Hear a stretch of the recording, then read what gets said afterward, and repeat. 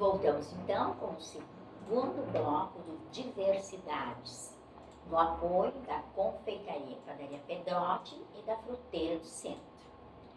Voltamos agora então com a professora Carla Schroeder, né, que vai dar uma breve explanação do trabalho que foi proposto aos alunos aqui presentes do segundo ano do ensino médio.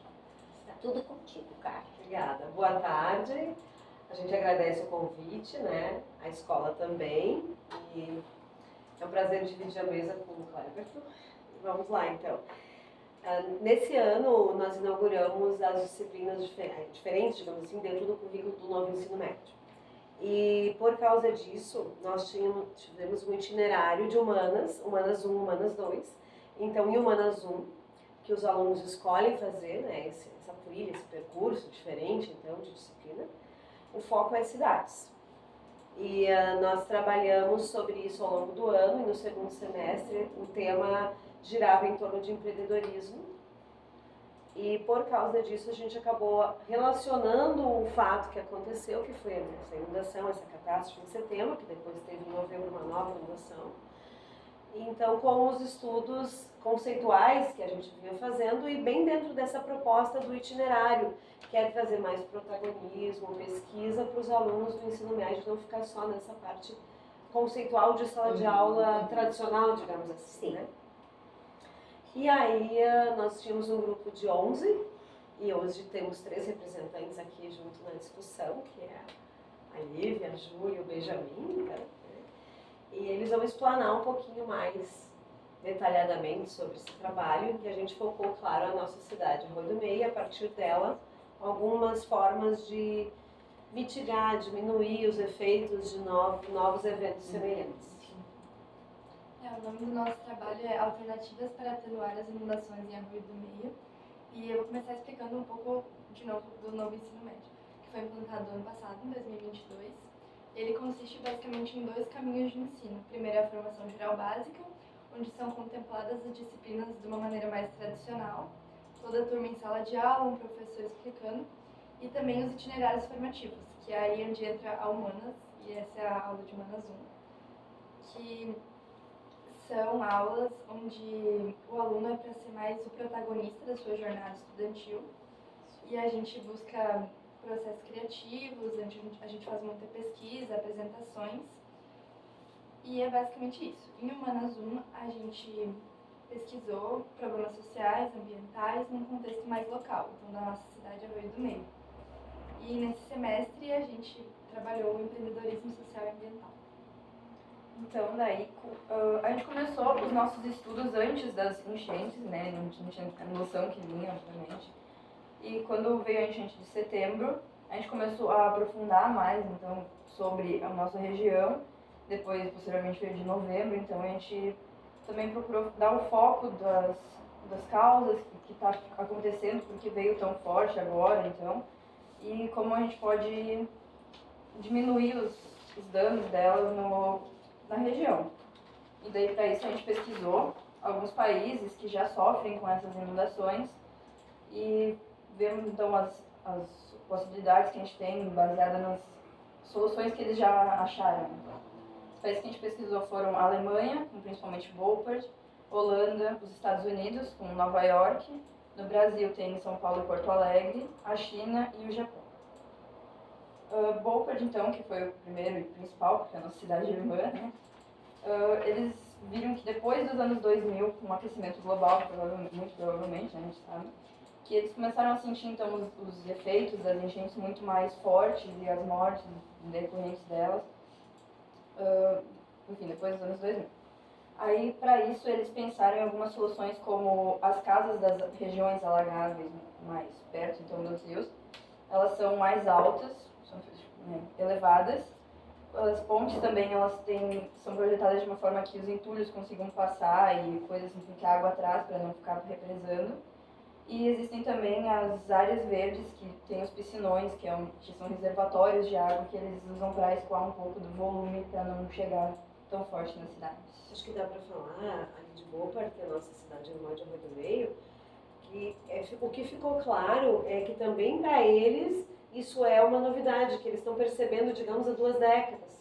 Que não era uma coisa que acontecia, embora eles estejam situados no Reno, e mais próximos até do que a própria Arroio do Meio está no Rio, a cidade deles lá margeia o rio, a cidade toda, né? Exatamente. E já tem muita obra e cuidado com o rio, porque eles usam o rio economicamente de uma forma muito grande. Mas mesmo assim, eles começam a sentir esses efeitos, assim como a gente também. Então não é uma exclusividade nossa. Sim, com certeza. E vai meio que agora cada vez mais a aumentar as enchentes. Então a gente tem que meio que tomar uma providência para realmente diminuir, para mitigar os efeitos negativos que essas águas estão trazendo. A gente sabe que não é a curto prazo, né? Mas que as coisas têm que começar a ser pensadas para que possa surgir alguma alternativa. Porque se a gente não começar, as coisas... Sim, não mas nesse trabalho vocês pensaram alternativas? Sim, agora. Sim, a gente estudou Sim, a gente- em outros países para ver o que a gente pode Isso. aplicar aqui também. Sim, porque é meio que claro que o Arroio do Meio não é a primeira cidade, enfim, a primeira região que realmente sofre com isso. Então, no caso, a ideia foi basicamente procurar fora para ver alguns lugares que já sofrem com isso há mais tempo e já meio que pensaram uma medida para mitigar esses efeitos.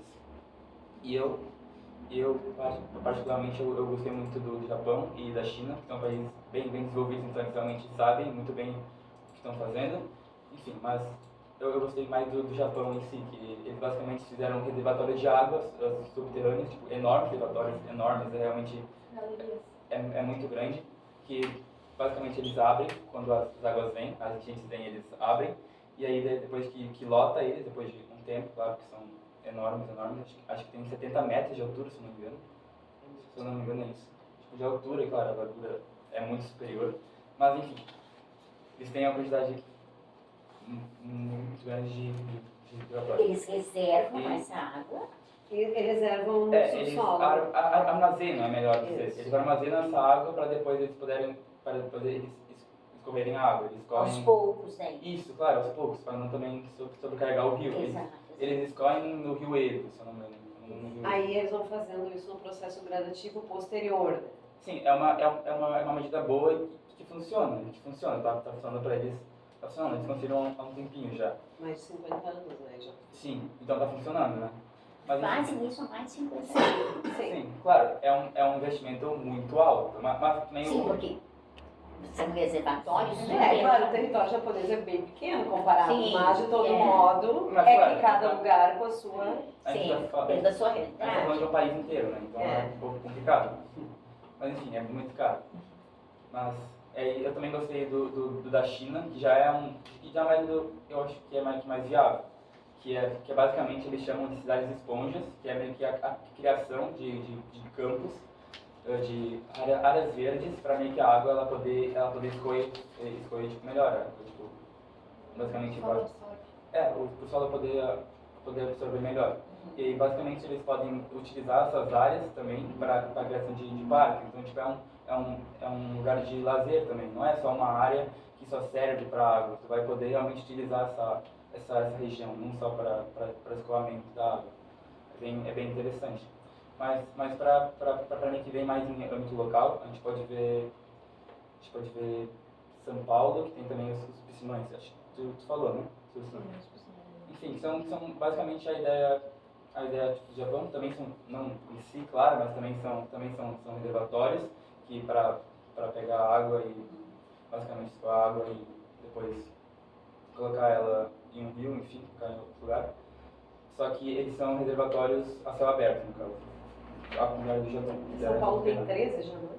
Pesquisou. Eu acho que mais. Né? Eles querem expandir. 22. 22. Eles querem expandir. Expandir. Aqui na nossa região, eu já ouvi falar de alguma coisa de piscinão, mas não é bem uma piscina, é como se fosse uma contenção. Em Porto Alegre tem o Muro da Mauá. Porto Alegre tem, mas é Sim. contenção. Sim, Mas em São Paulo é realmente um piscinão. sim. Abre uma piscina e É que a água reserva vem, a daí água eles aí. têm uma canalização que direciona a água para lá para dentro. Sim. E canalizar Mas água pra isso é mais para a área urbana, né? Aham. para impedir a inundação da área urbana.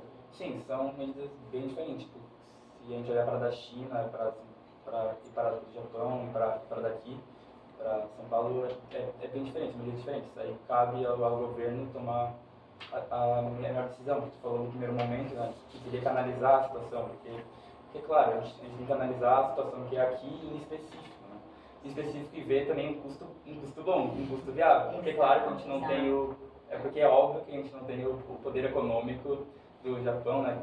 Japão e da China. O nível Arroio do Meio, falando principalmente. Tem que ter a Tem melhor escolha. também, tem na Holanda, eles fazem diques e barragens, tanto que a Holanda tem a maior parte do território é abaixo do nível do mar.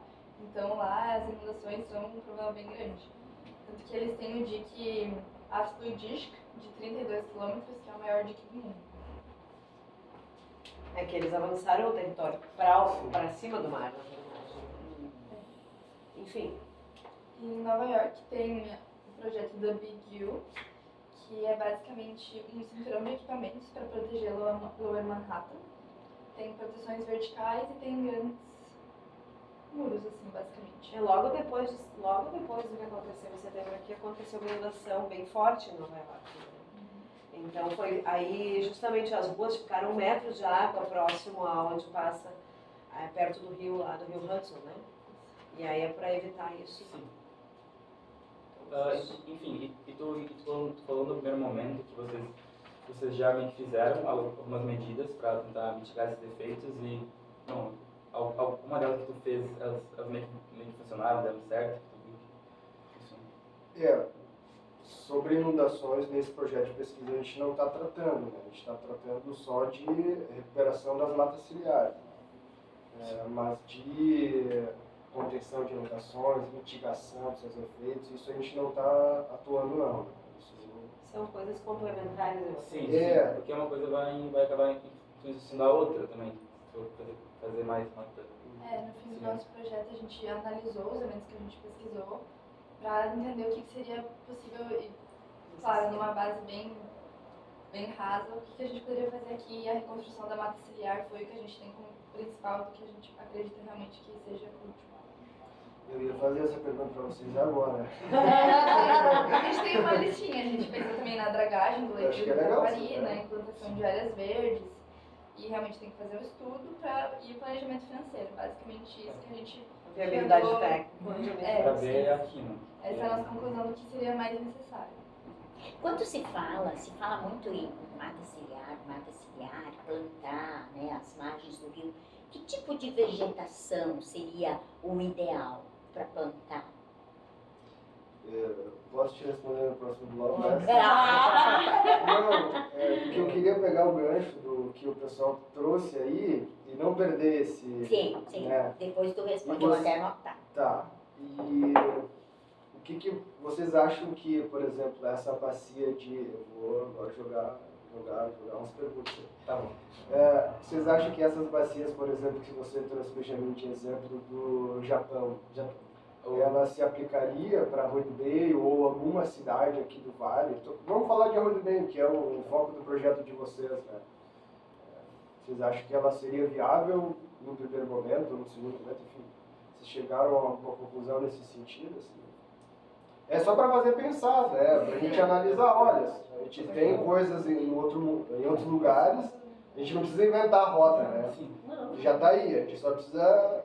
Nada se cria, saber tudo se aplicar. copia, né? Então, o que eu penso? O Japão, ele tem, claro, tem uma enchente muito mais forte. Obviamente, é uma ilha, né? É muito mais água.